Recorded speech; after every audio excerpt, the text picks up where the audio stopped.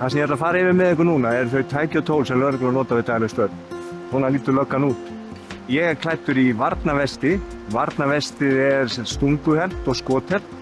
Við það hægt að bæta auka vörnum ef þess þarf.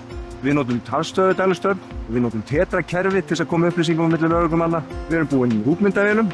Húkmyndavélar ekki alltaf settar í gang. Lögreglumenn stjórna því hvenær þær settar í gang. Og við erum að nota þær við að afla sönnunargagna á vettvangi. Mjög mikilvægt bæði til að tryggja öryggi lögreglumanna og síðan þeirra sem lögreglumenn hafa afskipti af. En við rúllum hérna áfram með búnaðinn. Við erum með fjölnota verkfæri. Við notum það í ýmislegt. Þetta töng og hnífur og skrújárn. Við getum opnað hurðar og bjarga okkur á vettvangi með svona tæki. Við erum með sjúkrabúnað. Hérna sýni ég ykkur snarvöndur.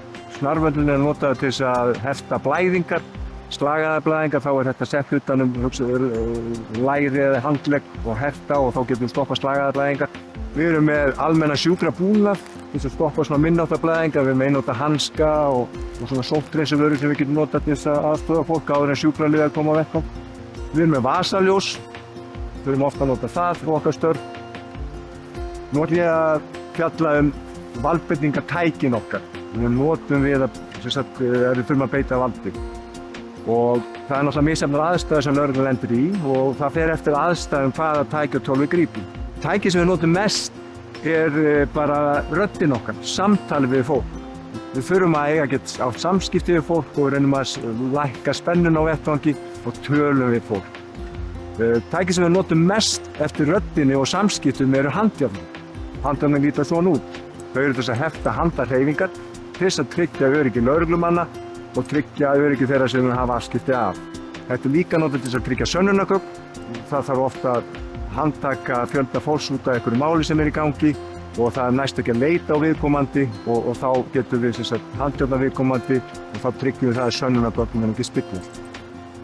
Þá bera lögreglumenn einnig svona plastbönd eða bensli. Þetta notum við ef við erum búin að nota handjárnin okkar eða við erum að handtaka fleiri en einn aðila, þá getum við gripið þessi bönd til að hefta handa- eða fótahreyfingar. Þetta má nota á hendur og fætur. Varnarúðin, sem við berum við dagleg störf, lítur svona út. Það eru til fleiri stærðir og tegundir af þessu.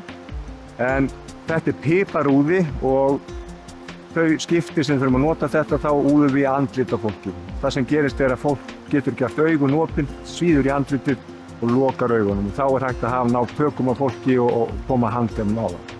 Tæki sem við notum lítið, örsjaldan kilvan, útdraganleg kilva. Þetta tæki varnartæki fyrst og fremst fyrir okkur, að verja árás, en getum þurft að nota önnur tilvik. Nýjasta tækið í okkar búnaði rafvarnarvopnið.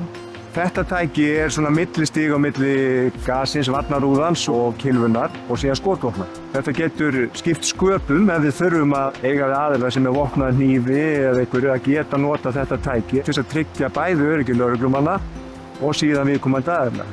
Það kemur kannski fólki óvart að það tæki sem við notum allra mest af þessum valdbeitingartækjum eru handjárnir, eins og ég nefndi áðan. Lögreglumenn lenda oft í erfiðum aðstæðum, þurfa að taka ákvarðanir með mjög stuttum fyrirvara og þeir þurfa að beita meðalhófi. Þeir þurfa að velja vægasta úrræði sem geta mögulega nota til þess að yfirbúa viðkomandi. Þannig að starfið getur verið oft erfitt og flókið en við erum alla dagar að reyna að gera okkar besta.